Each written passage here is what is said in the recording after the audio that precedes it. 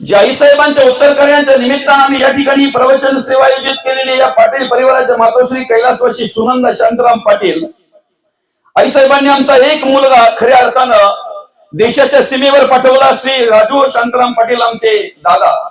मला सांगा ना, त्या ठिकाणी देशाच्या सीमेवर लढणारे सैनिक जे आहेत, जे शूरवीर आहेत, कुठल्या जातीसाठी लढतायत हो? ठराविक जातीसाठी लढतात का? अमुकच जातीची माणसं सुरक्षित राहावी म्हणून मी या ठिकाणी तैनात आहे सीमेवर. कुठल्या पंथासाठी लढतायत ते? कुठल्या माणसांसाठी लढतायत ते? खऱ्या अर्थानं माझ्या देशातील प्रत्येक नागरिक सुरक्षित राहावा म्हणून त्यासाठी स्वतः आपलं जीवाचा प्राणाचा विचार न करता त्या ठिकाणी खऱ्या अर्थानं त्या सीमेचं रक्षण त्या ठिकाणी करण्याचं कार्य ते करतायत. तुमचं आमचं सगळ्यांचं रक्षण करण्याचं कार्य त्या ठिकाणी करतायत. ज्याला समाज कार्य करायचंय ना, ज्याला देव देश आणि धर्म कार्य करायचं आहे ना, त्याच्या पिंडामध्ये त्याच्या अंतःकरणामध्ये मत्सर तिरस्कार हा विषयच नसतो. ज्यांना मनापासून समाजकार्य करायचंय, ज्यांना अंतःकरणापासून समाजकार्य करायचंय, देवकार्य देशकार्य धर्मकार्य करायचं आहे ना, ते कुठल्याही प्रकारे संकुचित विचार करत नाहीत. मोजक्याच जातीपुरता किंवा मोजक्याच पंथापुरता विचार करत नाहीत. संतांच्या कार्याचा जर आम्ही विचार केला तर जगाच्या कल्याणा, मग त्या जगात सगळेच आहेत ना. आम्ही विभागलो ती बात वेगळी आहे. आम्ही विभागलो ती बात वेगळी आहे. विभागलो का विभागवले आम्हाला अभ्यास केला तर कळेल. काय बाबा, आमच्याहून आम्ही विभागलोय की आम्ही एकत्र येऊ नये म्हणून आम्हाला विभागणी केली आमची? खरं तर अंतःकरणपूर्वक जर विचार केला तर हे कळेल तुम्हा आम्हाला. विभागणी केलेली आहे. तो विभाग पडावा ते कुठेतरी द्वेष मत्सर तिरस्कार निर्माण व्हावा म्हणून काय काय काय काय आमच्यामध्ये पेरलेलं आहे. त्याचं निरसन करण्याचं काम जगद्गुरु तुकोबांनी केलं आपल्या अभंगाच्या माध्यमातून, आपल्या गाथेच्या माध्यमातून. तो मत्सर तो तिरस्कार त्याचं निरसन करण्याचं काम माऊली ज्ञानोबांनी केलं. खऱ्या अर्थानं ज्ञानेश्वरीच्या माध्यमातून, अमृतानुभव आणि हरिपाठाच्या माध्यमातून त्याचं निरसन करण्याचं काम केलेलं आहे. आम्हाला सुद्धा या ठिकाणी कार्य करत असताना खऱ्या अर्थानं संतांचा विचार करायचा आहे, संतांच्या पावलावर पाऊल ठेवून चालण्याचा विचार करायचा आहे. आम्हाला ते कार्य करता येतंय का? आम्हाला तसं जगता येतंय का? आम्हाला तसं वागता येतंय का? विश्वात्मक देवाकडे विश्वासाची केलेली विश्व प्रार्थना म्हणजे पसायदान. त्रास सहन करावा लागला. ही ज्ञानेश्वरी ग्रंथ काय सहज निर्माण झालाय का बाबा? जरा ज्ञानेश्वरी वाचता वाचता ज्ञानेश्वर महाराजांचं माऊलींचं चरित्र वाचा, त्या चारही भावंडांचं चरित्र वाचा, मग कळेल काय संघर्ष आहे जीवनामध्ये आणि ही ज्ञानेश्वरी निर्माण करण्यासाठी काय काय करावं लागलेलं आहे. या ज्ञानेश्वरीची रचना करण्यासाठी काय काय करावं लागलेलं आहे. किती संघर्ष आहे आणि किती संघर्ष असावं माणसाच्या जीवनामध्ये. मुलांना समाजाने स्वीकारावं, मुलांना मानपत्र मिळावा, मुलांना जगता वागता यावं म्हणून आई वडिलांनी देहांत प्रायश्चित्ताची शिक्षा भोगावी.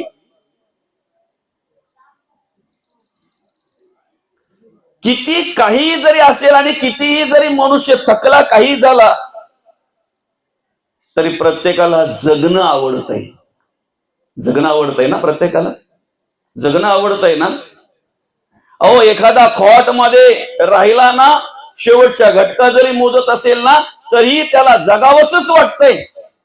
तरी त्याला जगावंसच वाटतंय. देवाकडे प्रार्थना करत असतो, देवा मला अजून जगायचंय. आणि इथे मुलं लहान लहान असताना ज्या मुलांना काही कळत नाही, काही समजत नाही, जी माय माऊली बिचारे जर पाहायला गेला, मुक्ताबाई, काही कसलंच ज्ञान नाही ना, कसलंच ज्ञान नाही.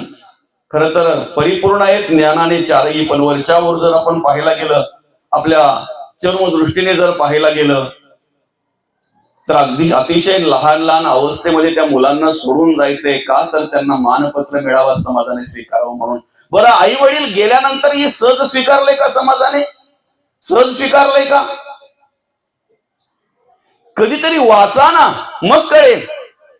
कधीतरी अनुभवा आणि अंतःकरणपूर्वक मनापासून चरित्र वाचा, मग कळेल ही ज्ञानेश्वरी, अमृतानुभव, हरिपाठ, ही गाथा, गीता, भागवत आम्हाला कसं मिळालेलं आहे, कसं प्राप्त झालेलं आहे.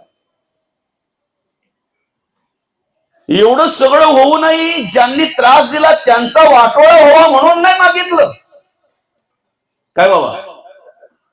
ज्यांनी आतापर्यंत द्वेष केला, मत्सर केला, तिरस्कार केला, त्यांचा द्वेष, मत्सर, तिरस्कार नाही, त्यांच्याकडे असलेल्या विचारांमध्ये परिवर्तन व्हावं. जे खळांची व्यंकटी सांडो तया सत्कर्म रती वाढो, भूता परस्परे जडो मैत्र जीवांची. काय मागणं आहे बघा. विश्वात्मक देवाला प्रार्थना करतायत माऊली, आता विश्वात्मके देवे येणे वाघयज्ञ तोषावे, तोषणी मद द्यावे पसायदान. हे देवा, या वाघ यज्ञाने आपण संतुष्ट व्हा, माझ्यावर कृपा करा आणि माझ्यावर कृपा करून मला काय द्या. विश्वासाठी मागितलेलं आहे, तुमच्या आमच्यासाठी मागितलेलं आहे. तुम्ही आम्ही आनंदात राहावं म्हणून माऊली देवाला प्रार्थना करतायत. जो जे वांछिल तो ते लाहो प्राणी जात, प्राणी जात.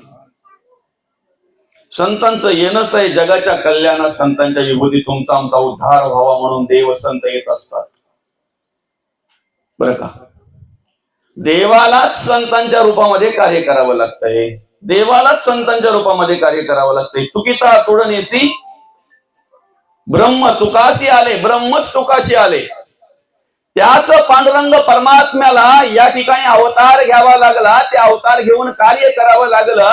कारण लोपले ज्ञान जगी हित नेणती कोणी, हे हित घडावं, हित कळावं, हिताचं मार्गदर्शन करावं म्हणून अवतार पांडुरंग, पण नाम ठेविले ज्ञानी.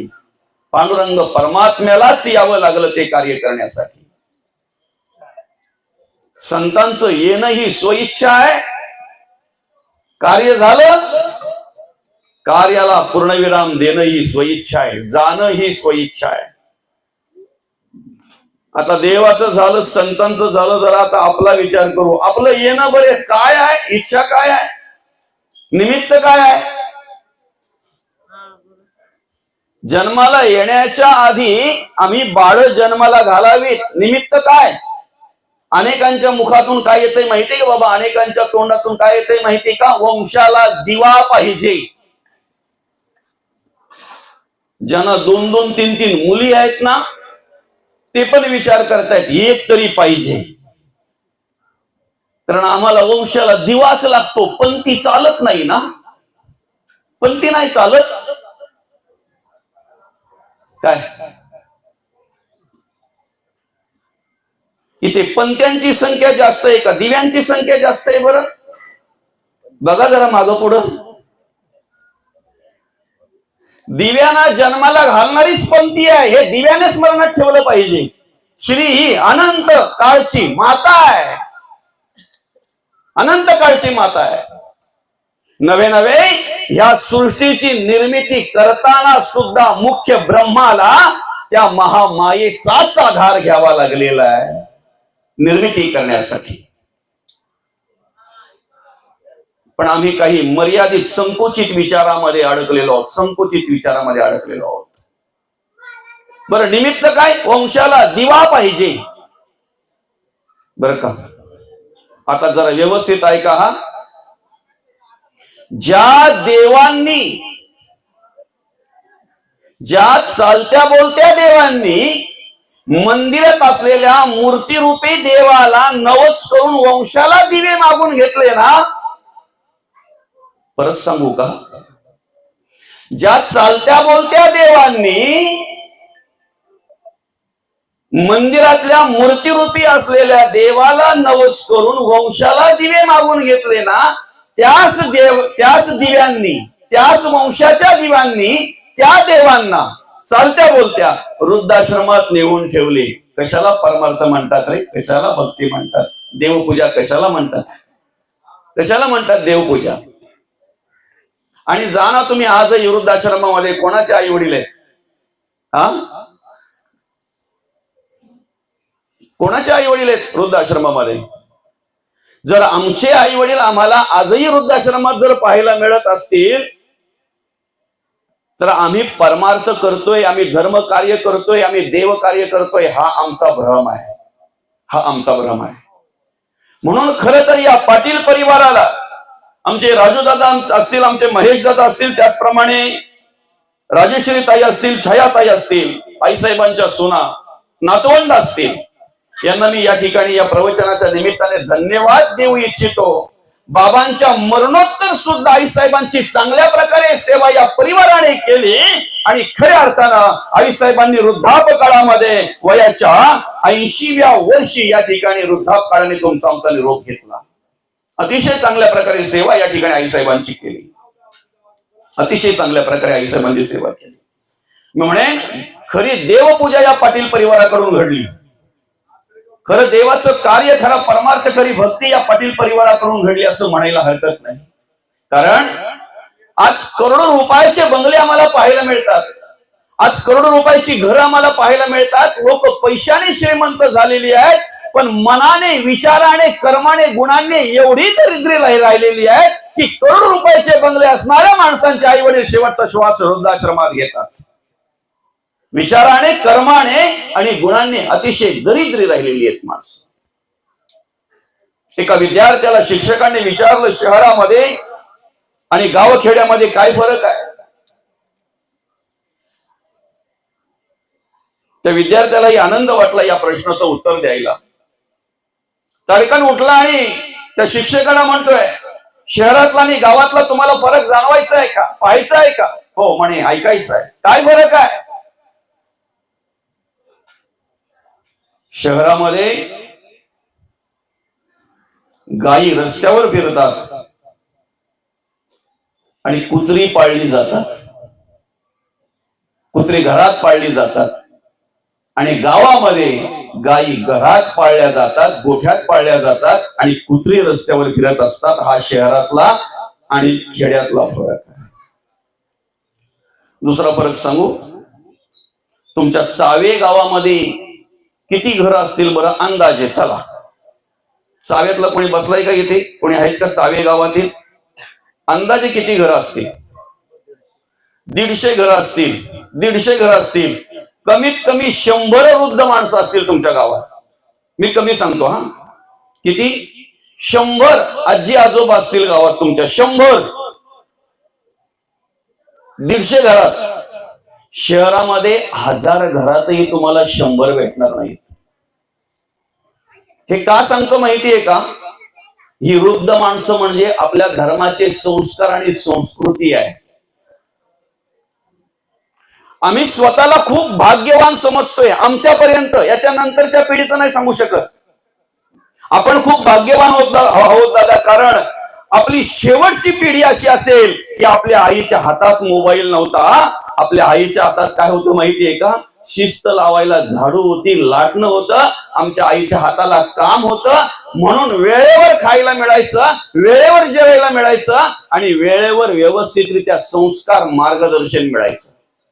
भले शिकलेली कमी असेल, आमची आई कदाचित शिकलेलीही नसेल एखाद्याची, पण संस्कार करण्यामध्ये कमी पडली नाही, मार्गदर्शन करण्यामध्ये कमी पडली नाही. कारण सांगताना, शिकवण देताना आणि खऱ्या अर्थानं त्या ठिकाणी मार्गदर्शन करताना चांगलंच मार्गदर्शन केलं. विशेष करून उरलेला वेळ, घरातलं काम करता करता उरलेला वेळ आईने आमच्यासाठी दिलेला आहे. आज जरा कुठं घरातलं आवरलं नाही आवरलं की लगेच आयांच्या हातात काय येतो बरं? मला तुमच्याकडून ऐकायचंय. मोबाईल. संध्याकाळच्या टायमाला बऱ्याच आयांच्या हातात काय असतो बरं? Remote, TV. मुलांकडे लक्ष द्यायला वेळ कोणाला आहे? आज या पाटील परिवारामध्ये 2-2 डॉक्टर आपल्याला पाहायला मिळतात. सहज झाले का? काहीतरी संस्कार केले, काहीतरी मार्गदर्शन केलं, काहीतरी चांगल्या प्रकारे शिक्षण दिलं त्यांना का असंच झालं? असंच होतंय का? खरं तर आज मुलांना आमच्या विचारांची गरज आहे, आमच्या मार्गदर्शनाची गरज आहे, पण आई वडिलांना वेळ राहिला नाही, वेळ राहिला नाही बरं का. आमचं येणं बघा ना कशासाठी, आमचं जीवन कशासाठी, आमचा जन्म कशासाठी. वंशाचा दिवा तेच दिवे आम्हाला वृद्धाश्रमात नेऊन ठेवतात का? वेळेवर जर आमच्याकडून संस्कार घडले नाहीत, वेळेवर जर आम्हाला त्यांना मार्गदर्शन करता आलं नाही, तर शेवटी ज्यांना जन्माला घालताना आम्ही बोलतोय ना म्हातारपणात काठी पाहिजे ना, त्याच काठ्या आमच्या मोडल्या जातात. कितीतरी काय म्हणतात माहितीये का, म्हातारपणात वृद्धपणामध्ये आम्हाला आधार पाहिजे ना. किती जण आधार देतात बरं? किती जण काठी म्हणून आई वडिलांचा सांभाळ करतात बरं? आणि म्हणून आमचा उद्देश बघा काय आहे. दुसरा उद्देश तर खूपच चांगला आहे आम्हाला जन्माला घालण्याचा, बरं का. काय एखाद्याला जर मूलबाल नसेल ना, तर प्रयत्न करत असतो, डॉक्टर उपचार करत असतो, अनेक औषधं गोळ्या बरच काय काय काय काय करत असतात. बरं, विचारलं कशासाठी? मग एवढी संपत्ती आहे, एवढी प्रॉपर्टी आहे, सांभाळीलच याची गॅरंटी आहे का तुला? सांभाळण्यासाठी पाहिजे, सांभाळीलच याची गॅरंटी आहे का? पाहिजे ना. अरे दादा, खर तर मुलं जन्माला घातली पाहिजे, पण प्रत्येक आईला प्रामाणिकपणे वाटतंय की माझ्या पोटी राम जन्माला यावा. रावण जन्माला यावा कोणाला वाटतंय? जन्माला घालणाऱ्या प्रत्येक मातेला काय वाटतंय? माझ्या पोटी रामच जन्माला यावा. रावण मुळीच नाही. माता वांज राहिलेली बरी, पण रावण नको. काय राम जन्माला घालावं हे प्रामाणिकपणे प्रत्येक मातेला वाटतंय, प्रत्येक आईला वाटतंय. मग मला सांगा, खरोखरच एक पत्नी, एक बाणी, एक वचनी असतो का? उद्देश काय आहे बघा, संस्कार काय आहेत बघा, मार्गदर्शन काय आहे बघा. त्या पद्धतीने आम्ही त्या ठिकाणी ते कार्य केलं पाहिजे खऱ्या अर्थानं, की जेणेकरून आमची मुलं चांगल्या प्रकारे कशी जगतील, कशी वागतील, कशी राहतील. हिंदवी स्वराज्य संस्थापक राजे शिवछत्रपतींचा जर आम्ही विचार केला तर जन्माला घालण्याच्या आधी नियोजन आहे. का जन्माला घालायचं आहे? नियोजन आहे आधी. वंशाला दिवा म्हणून नाही, वंशाला दिवास पाहिजे म्हणून नाही, म्हातारपणाची काठी झाली पाहिजे, झालीच तेवढंच पाहिजे म्हणून नाही. जी संपत्ती आहे, जी प्रॉपर्टी आहे, जे ऐश्वर्य आहे, ते सांभाळायला कोणीच नाही म्हणून जन्माला घालायचंय असं नाही. तर इसवी सन 1600च्या आधीचा काळ जर पाहायला गेला आपण, शतकाच्या अनेक ठिकाणी इतिहासामध्ये आम्हाला वाचायला मिळतंय, पाहायला मिळतंय, ऐकायला मिळतंय. जगावं की मरावं अशी अवस्था निर्माण झाली होती. दिवसाढवळे आई बहिणींची अब्रू लुटली जायची, दिवसाढवळे माझ्या आई बहिणी विधवा झाल्या जायच्या, दिवसाढवळे माझ्या आई बहिणीचं कुंकू पुसलं जायचं. शेतकऱ्याला न्याय मिळत नव्हता, जगावं की मरावं अशी अवस्था निर्माण झाली होती. जगण्याचं स्वतंत्र नव्हतं. हिंसाचार, भ्रष्टाचार आणि अत्याचार दिवसाढवळ्या पाहायला मिळत होता. अनेक संत त्यावेळेला जनजागृती करण्याचं कार्य करत होते, आपल्या कीर्तनाच्या माध्यमातून, आपल्या विचारांच्या माध्यमातून, आपल्या प्रवचनाच्या माध्यमातून. पण परिस्थिती जर पाहिली तर संतांच्या मनात सुद्धा एक विचार आला, शास्त्र सांगणारे आम्ही आहेत, शास्त्राची भाषा सांगणारे आम्ही आहेत, पण शास्त्राचीही आणि शस्त्राचीही दोन्ही भाषा सांगणारा ह्या महाराष्ट्राला एक राजा हवा आहे. गणिमांच्या देखता फौजा, रणशुरांच्या पुरपुरती भुजा, ऐसा पाहिजे की राजा कैपेक्ष आणि परमार्थी. दोन्ही भाषा सांगणारा राजा हवा आहे. उद्देश काय आहे? हिंदवी स्वराज्याची स्थापना केली पाहिजे, माझ्या आई बहिणीचं कुंकू वाचवलं पाहिजे, माझ्या आई बहिणीला न्याय दिला पाहिजे, शेतकऱ्याला न्याय दिला पाहिजे, प्रत्येकाला जगण्याचं स्वातंत्र्य दिलं पाहिजे. हा राजा जन्माला घालण्याचा उद्देश आहे, हे बाळ जन्माला घालण्याचा उद्देश आहे. हे हिंदवी स्वराज्य संस्थापक राजे शिवछत्रपती जन्माला घालण्याच्या आधीच राष्ट्रमाता राजमाता महासाहेब जिजाऊंनी केलेला नियोजन आहे. आणि म्हणून राष्ट्रमाता राजमाता महासाहेब जिजाऊ आई शिवाईच्या चरणी प्रार्थना करतायत, आई माझ्या महाराष्ट्राला नव्हे, केवळ महाराष्ट्रालाच नव्हे, या हिंदुस्थानला एक राजा हवा आहे. खऱ्या अर्थानं जो प्रत्येकाला जगण्याचा अधिकार निर्माण करून देईल, जगण्याचं स्वतंत्र देईल. आणि म्हणून नियोजन तसं होतं ना, संकल्प जसा असेल ना तशी पुढची क्रिया घडते. बरं का? विकल्प आला, संपलं. संकल्प सिद्धीला नेण्यासाठी जर तुम्ही केलेला संकल्प जर चांगला असेल तर तो सिद्धीला जावा म्हणून पांडुरंग परमात्मा सुद्धा, देव सुद्धा आम्हाला सामर्थ्य देत असतात, बळ देत असतात. संकल्प चांगला आहे ना. प्रत्येकाला न्याय मिळाला पाहिजे, जगण्याचं स्वातंत्र्य मिळालं पाहिजे, माझ्या आई बहिणीचं कुंकू वाचलं पाहिजे, माझ्या आई बहिणीची अब्रू वाचली पाहिजे, महिलेचा सन्मान झाला पाहिजे, आदर झाला पाहिजे, खऱ्या अर्थानं हिंसाचार, भ्रष्टाचार आणि अत्याचार थांबला पाहिजे, नष्ट झाला पाहिजे. संकल्प किती सुंदर आहे, किती सुंदर संकल्प आहे. म्हणून संकल्प सिद्धीला जाण्यासाठी पांडुरंग परमात्म्याची कृपा, देवाची कृपा, ईश्वराची, भगवंताची कृपा आणि खऱ्या अर्थानं राजासारखा ड्रेस करावा, राजासारखं घोड्यावर बसावं, एका हातामध्ये तलवार घ्यावी, एका हातामध्ये ढाल घ्यावी आणि राजासारखं घोड्यावर फिरावं. हे राष्ट्रमाता, राजमाता मासे जिजाऊंना लागलेले डोहाळे आहेत. संकल्प चांगला आहे ना.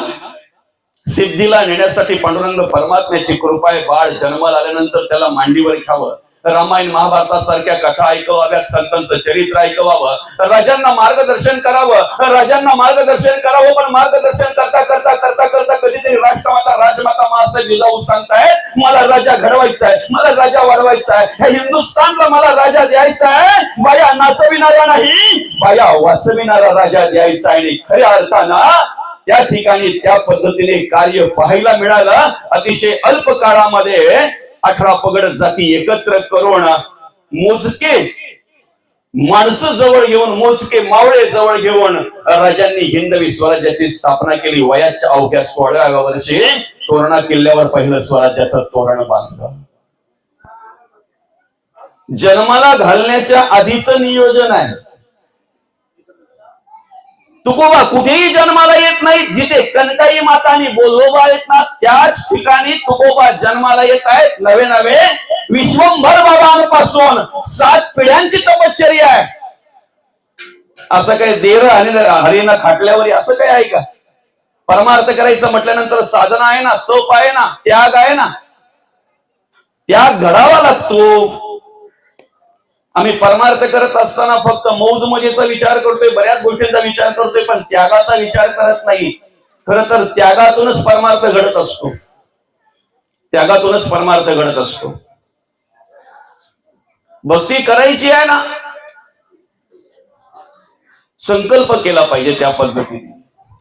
विश्वंभर बाबांपासून 7 पिढ्यांची तपश्चर्या आहे, साधना आहे. तेव्हा 8वी पिढी बोल्लोबा आणि कनकाई माता यांच्या पोटी जगद्गुरु तुकोबा जन्माला येत असतात.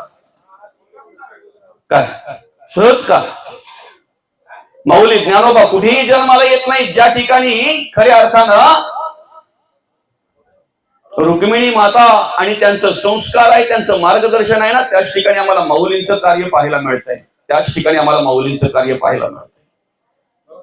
आम्हाला जन्माला घालण्याचा संकल्प काय आहे बरं? उद्देश काय आहे बरं? आमचं येणं कसं आहे बरं? देव परिइच्छा आहेत, भक्ताने हाक मारावं आणि देवाने यावं. संत स्वइच्छा आहेत, जेव्हा कार्य करायचं असेल तेव्हा यावं, कार्य संपलं की निघून जावं. आमचा उद्देश काय आहे येण्याचा? आम्हाला जन्माला घालण्याचा उद्देश काय आहे? आणि म्हणून तर काय झालं माहितीये का? जन्म झाल्याबरोबर आम्ही स्वतःला विचारलो कोहम, विसरलो आम्ही स्वतःला. कोहम, मी कोण आहे? देव तर लांबच राहिलं. ज्याने जन्माला घातलं, जो सांभाळतोय, जो देव आम्हाला सामर्थ्य देतोय, बळ देतोय, त्याची तर ओळखच नाही. आम्ही स्वतःलाच विसरलो. कोहम, केवळ त्याच उत्तर देण्यासाठी हे सगळा खटाटोप आहे. अहम ब्रह्मास्मी तत्वमसि अयम आत्मन ब्रह्म प्रज्ञानाम ब्रह्म. एवढंच नाही, सर्वत्र तो देव कार्य करतोय, सर्वत्र तो देव कार्य करतोय. विष्णुमय जग वैष्णवांचा धर्म, भेदाभेद भ्रम मंगळ. अशा प्रकारे जर आम्हाला अनुभूती घ्यायची असेल तर खऱ्या अर्थानं सर्व खलविदम ब्रह्म, जळी स्थळी काष्टी पाषाणी सभाई अभ्यंतरी तो देव भरून उरलेला आहे, याची जाणीव आम्हाला झाली पाहिजे, याची ओळख आम्ही घेतली पाहिजे. सर्वत्र त्या देवाचं अस्तित्व आहे, कुठे नाही आहे, कुठे नाही आहे. आणि सर्वांसाठी देव सारखा आहे, समान आहे. समचरण दृष्टी विटेवरी साजिरी, तेथे माझी या हरिवृत्ती राहो. मला सांगा ना, उगवणारा सूर्य कोणत्या जातीसाठीच प्रकाश देतो? कुठल्या पंथासाठीच प्रकाश देतो, कोणत्या माणसासाठीच प्रकाश देतो, कोणत्या एका समाजासाठीच प्रकाश देतो. जर उगवणारा सूर्य या सृष्टीतील प्रत्येक जीवजंतूसाठी जर कार्य करत असेल, जर आकाश प्रत्येक जीवजंतूसाठी जर कार्य करत असेल, आप तेज पृथ्वी जर प्रत्येक जीवजंतूसाठी जर कार्य करत असेल आणि सर्वांसाठी जर ती पंचभूत तीच आहेत त्याच पद्धतीने जर कार्य करतात, तर एक स्मरणात ठेवलं पाहिजे, आम्हाला सर्वांना सांभाळणारा सुद्धा देव एकच आहे, वेगळा नाही. फक्त त्याला नावं आम्ही वेगळी दिलेली आहेत, आम्ही नावं वेगळी दिलेली आहेत. अवतार बदलला म्हणजे देव बदलत नाही. आमचं नेमकं झालं काही माहितीये का? आम्ही अनेक अवतारात पाहतोय ना, त्यामुळे आमच्याकडे देवाविषयी सुद्धा भ्रम निर्माण होतो. आम्ही कोणत्या देवाचं नामस्मरण करावं, इथून शंका, इथून भ्रम. भगवंत म्हणतात, अनेक वेळेला मलाच या ठिकाणी कार्य करावं लागलेलं आहे. ज्या पद्धतीने एखादा माणूस एखाद्या कार्यक्रमाच्या ठिकाणी गेल्यानंतर एखादा वेश ड्रेस करतो, दुसऱ्या कार्यक्रमासाठी तो ड्रेस बदलून दुसऱ्या ड्रेस करतोय, कपडे बदलले, वस्त्र बदलले म्हणजे माणूस बदलत नाही, तसा अवतार बदलला म्हणजे देव बदलत नाही. देव एकच आहे, सर्वव्यापी आहे. म्या बोलविल्या वेदू बोले, म्या चालविल्या सूर्य चाले, म्या हलविल्या प्राणू चाले. जे जगाते चालिता खरं तर ते देव, ते तत्व कसं आहे? नैनम छदंती शस्त्राणी नैनम दहती पावका, न चैनम क्लेदयंती कोण शोषयती मरुतहा. देव अशा प्रकारे असताना देवाला अवतार घ्यावा लागतो, सगुणामध्ये यावं लागतंय, कार्य करावं लागतंय. आणि म्हणून त्या देवाचं विस्मरण आम्हाला झालं, आमच्या आयुष्याचं गणित चुकलं गेलं, आमच्या आयुष्याचं गणित चुकलं गेलं. जर त्या देवाचं कार्य आम्हाला करायचं आहे ना, तर भगवंत म्हणतात फक्त चित्तार्पण करा. तेषाम अहम समृद्ध धरता मृत्यू संसार सागरात भवानी नचिरात पार्थमय्या वेशित चेतसाम. आम्ही फक्त काय केलं पाहिजे? देवाला चित्त अर्पण केलं पाहिजे. कारण जसं संसारामध्ये वित्ताला महत्व आहे ना, संसारात कशाला महत्व आहे? वित्ताला ना. आम्ही मैत्री करतो काय पाहून करतो? आम्ही सगळे सोयरे गोळा करतोय, आपटेष्ट गोळा करतोय काय पाहून करतो? संसार परिस्थितीवर अवलंबून आहे, परमार्थ मनस्थितीवर अवलंबून आहे. संसारामध्ये वाद आहे, परमार्थामध्ये संवाद आहे. संसारामध्ये पश्चाताप आहे, परमार्थामध्ये सुरुवातीपासून शेवटपर्यंत समाधान आहे, आनंद आहे, परमानंद आहे, परमसुख आहे. संसार वित्तावर अवलंबून आहे, परमार्थाला चित्ताला महत्व आहे. परमार्थामध्ये भक्तीमध्ये चित्ताला महत्व आहे. म्हणून तर माऊली म्हणतात चित्त नाही नामी, म्हणून चित्त महत्वाचं आहे. भगवंत म्हणतात तुम्ही फक्त मला चित्त अर्पण करा, या जन्म मृत्यूच्या रहाटगाड्यातून तुम्हाला सोडवितोय, या संसार रूपी भवसागरामध्ये तरण्यासाठी तुम्हाला मी सामर्थ्य देतोय, फक्त मला चित्त अर्पण